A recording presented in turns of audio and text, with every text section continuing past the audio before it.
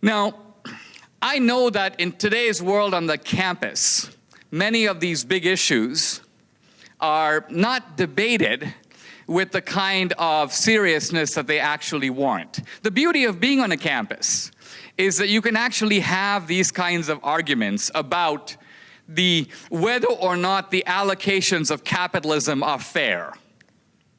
Let me say a word about that for a second. Normally, an entrepreneur, I mentioned earlier Marx's argument that the entrepreneur, the capitalist, supplies capital.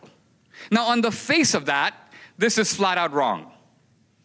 Entrepreneurs do not supply capital, period. You think Steve Jobs, in making the iPhone, used his own money? No, he went to a bank. People who start businesses go to a venture capital firm or they go to a bank, they use somebody else's capital for the most part. So now we have the question, what is it that the entrepreneur actually does? Marx says nothing about it. He implies the entrepreneur does nothing except supply capital. He's just a capitalist. All right, but that's not actually true. Entrepreneurs not only do they meet demand.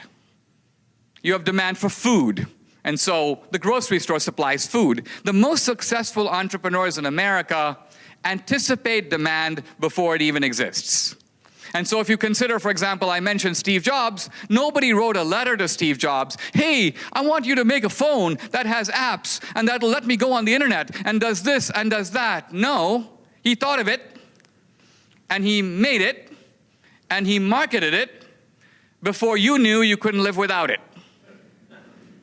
This is the supply side. The supply precedes demand and anticipates demand before the demand even exists.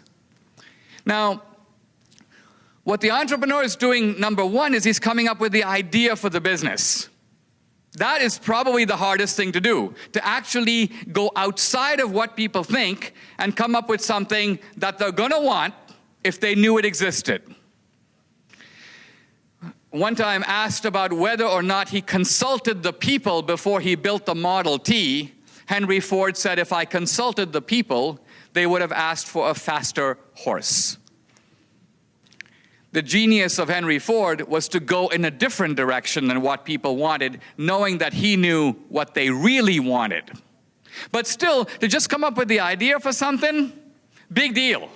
You and I every day have 3 ideas. I wonder if this, I wonder if that, but we don't do anything about them.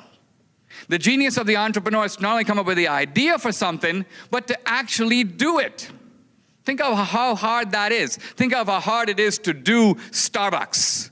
Think of how hard it is to do Federal Express, to deliver a package anywhere in the country overnight. Think of how hard it is to do the kinds of things that the most successful entrepreneurs do. They not only think of it, they do it. And third, they take all the risk. The workers don't take risk. The entrepreneur cannot come to them and say, hey guys, you know what, it's actually been a bad year. Return half your wages. The worker will go, what the heck? Too bad, you paid me. It's done. In other words, the worker is trading security for a fixed wage. The entrepreneur is taking all the risk. If the company does poorly, he doesn't make a penny. If it does well, he gets the reward of that. So we've already identified 3 things, completely unmentioned by Marx, that are at the heart of what entrepreneurs actually do. So the question then becomes, where does the profit, the surplus value, deserve to go? Does it deserve to go to the worker? The worker's already been paid. The worker negotiated a wage in advance, a fixed wage, and the worker said, I'm happy to do this job for $20 an hour. And you've already gotten your $20. And you would keep that $20 even if the company lost money. You wouldn't give any of it back. So now that the company has made money, do you have a right to $30 an hour, even though you agreed to 20? So these are the core questions about the justice of markets. But what I'm saying is, we have a debate in this country where this argument is not even happening. I don't see it occurring on either side of the aisle. It should be occurring in the university. Why is it not happening?